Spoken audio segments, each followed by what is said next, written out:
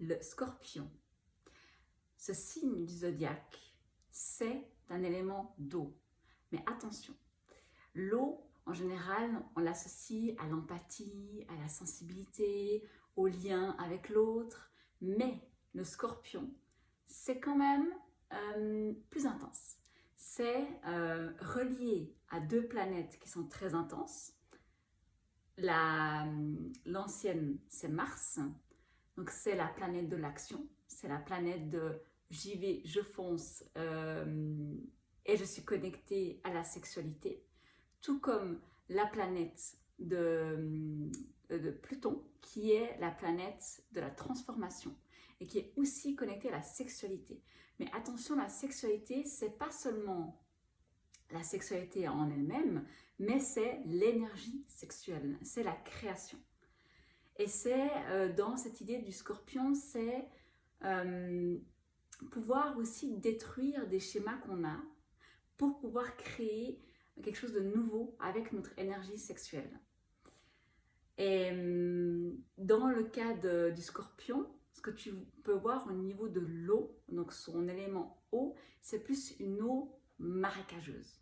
Donc c'est une eau qu'on peut voir qui est vraiment pas du tout belle à voir. On n'a pas envie d'y aller, on n'a pas envie de se baigner dedans.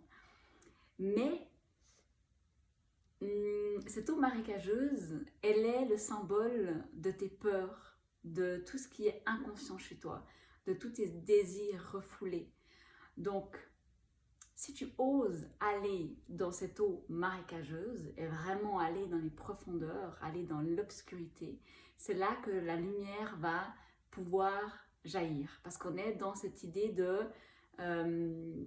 détruire pour reconstruire. On veut être ce phénix qui va renaître de ses cendres.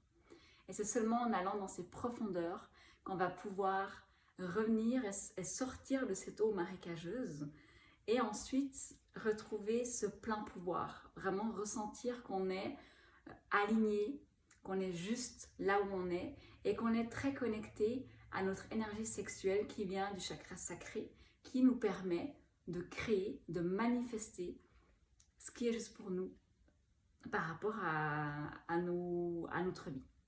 Et du coup, durant la saison du Scorpion, il y a beaucoup de tabous qui peuvent sortir, tout ce qui est lié au tabou, tout ce qui est lié à ce qui est refoulé. Et c'est un peu cette idée d'être un peu entre deux mondes. Donc, comme quand il y a du brouillard, c'est pas très clair, c'est ambigu et on n'est pas forcément à l'aise dans cette période-là. Parce que ça va nous chercher vraiment dans nos peurs, nos conditionnements, nos schémas, et il y a aussi beaucoup le lien avec les ancêtres.